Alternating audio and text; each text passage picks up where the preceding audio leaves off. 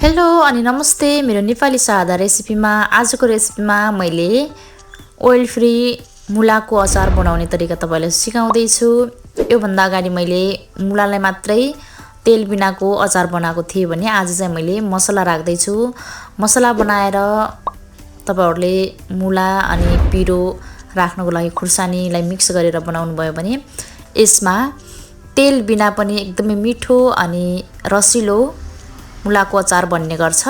मैले चाहिँ यो मुला लिएको 2-4 दिन भइसकेको छ, त्यसैले भित्रपट्टि हल्का कालो कालो रेसा परेको छ। यो बिग्रिएको हैन, यसलाई अचार बनाउँदा केही फरक पर्दैन र हल्का फोप्रिन पनि लागेको छ।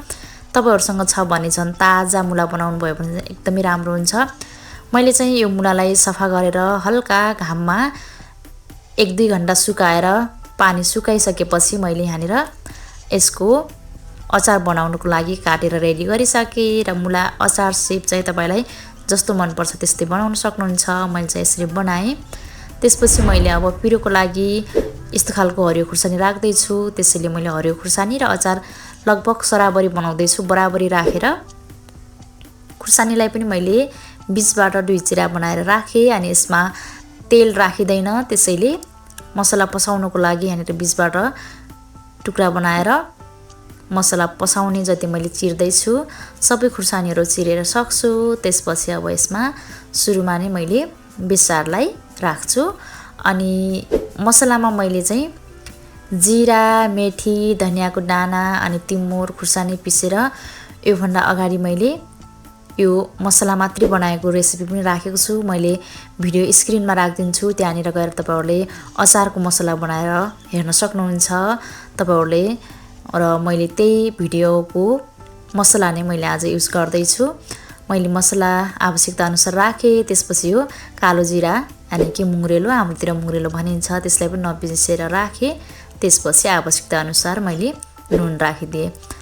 यसरी मसला, नुन, बेसार सबै राखिसकेपछि कम्तीमा पनि 10 मिनेट जति तपाईले यसरी एकदमै राम्रोसँग मथ्नु पर्ने हुन्छ र यसलाई मथ्दा मध्ये हल्का मस्टर आउँछ, यसबाट हल्का पानी आउँछ र यसै पानी निस्किसकेपछि तपाईहरुले चाहिँ यो मसला जताको तेल लागेको मान्नुपर्ने हुन्छ अनि तपाईले भाँडामा राख्नु होला र ओइल फ्री पनि एकदमै मिठो अनि रसिलो अचार बन्छ र तेल राखेर रसिलो हुने र तेल नराखेर रसिलो नहुने भन्ने हुँदैन। र आज मैले प्लास्टिकको भाँडामा नै राख्दै छु र यसलाई चाहिँ तपाईहरुले बनाएर 2 हप्ता जति, कम्तीमा पनि 2 हप्ता जति घाममा सिकाउने अनि रातमा भित्र ल्याउने, दिनमा घाममा सिकाउने गर्नुभयो भने चाहिँ राम्रो हुन्छ जाडोयामको लागि।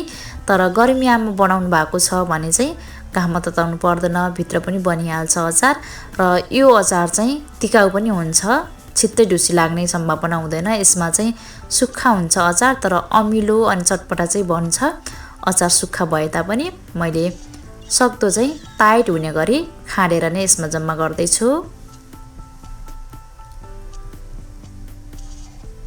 सबै मुला अनि खुर्सानीलाई मिलाएर यहाँनिर खाडी खाडी मैले यही भाँडामा पुरापुरी अटाएको छु र यतिको भइसकेपछि तपाईले अब यही सुक्खा ढकनले नै बन्द गरिदिनु होला र यो अचार राख्ने भाँडाहरू चाहिँ सुक्खा हुनुपर्छ। पानीले सफा गरिसकेपछि तपाईले सुकाएर राखेको भाँडामा चाहिँ राख्नु होला। यसरी बनाउनु भयो भने एकदमै मिठो अचार बन्ने छ, हेर्न सक्नुहुन्छ।